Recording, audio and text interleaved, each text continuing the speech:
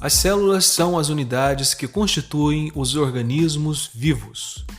Vamos começar este primeiro episódio afirmando o seguinte conceito: a célula é a menor unidade que constitui todos os seres vivos, podendo existir isoladamente ou na forma de grupos, o que chamamos de tecidos.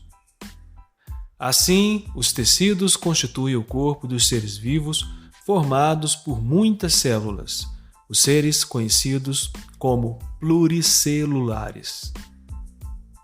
Em nosso planeta existe cerca de 4 milhões de espécies de animais, vegetais, protozoários e bactérias que apresentam comportamentos e morfologias diferentes.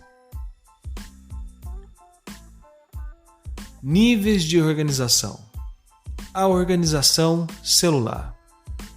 O conceito de níveis de organização significa que tanto no mundo inanimado como no mundo animado, ou seja, das coisas vivas, há muitos níveis de complexidade. Porém, é importante ressaltar que as leis que existem em um nível podem não existir em outros. A maioria das células são muito pequenas e para que possamos estudá-las é necessário o uso obrigatório de um microscópio óptico. As subestruturas celulares são ainda menores e necessitam da resolução do microscópio eletrônico. Com o microscópio é possível acessar informações em relação às subestruturas das células, de tamanho aproximado de 0,4 a 200 nanômetros, o que aumenta a visão até o nível das macromoléculas. Características gerais das células: células procariontes e células eucariontes. A microscopia revela que existe duas classes de células: os procariontes, cujos cromossomos não são separados do citoplasma, e os eucariontes, com um núcleo bem definido e delimitado pelo envoltório nuclear. Portanto, vamos guardar este conceito.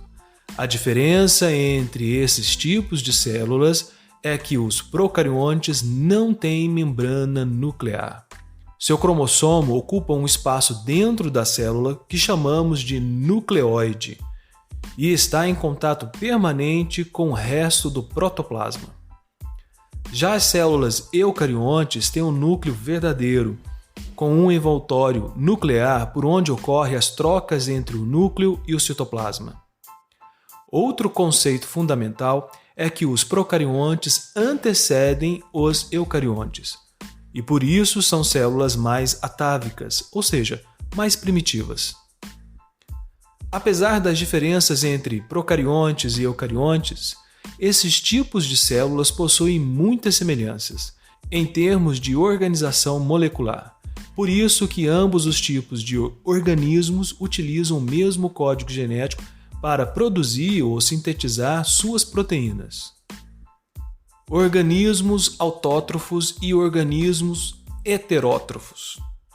Para conceituar esta parte do nosso podcast, vamos começar dizendo que o Sol é a fonte principal de energia para todos os organismos vivos. A energia dele emitida presente nos fótons é então capturada pelos pigmentos que chamamos de clorofila, que são encontrados nos cloroplastos dos vegetais verdes. Dessa forma, os fótons se acumulam em forma de energia química em muitos alimentos que são consumidos todos os dias por muitos organismos. Dessa maneira, as células de diversos organismos pluricelulares podem ser reunidos em dois grupos principais, com base na maneira que extraem energia para o seu próprio metabolismo. Bom, vamos lá. O primeiro grupo é chamado de autótrofo. Neste grupo estão os vegetais verdes. Eles utilizam o processo de fotossíntese para transformar gás carbônico e água em carboidratos simples, que podem produzir moléculas mais complexas. O segundo grupo é chamado de heterótrofo. Aí estão os animais que obtêm a energia dos carboidratos, das gorduras e das proteínas que foram sintetizadas pelos organismos autótrofos. Legal, né? Portanto, a energia contida nessas moléculas orgânicas é liberada a partir da combustão do oxigênio atmosférico, que ocorre por oxidação e por meio de um processo conhecido como respiração aeróbica. A liberação de água e gás carbônico pelos heterótrofos completa o ciclo energético. Os ciclos energéticos têm se relacionado no decorrer da evolução. Entre os procariontes, há algumas espécies autótrofas e outras heterótrofas. Os vegetais, com raras exceções, são todos autótrofos. Já os animais e os fungos são praticamente todos heterótrofos. No próximo episódio, vamos falar sobre a organização dos procariontes. Então, até já!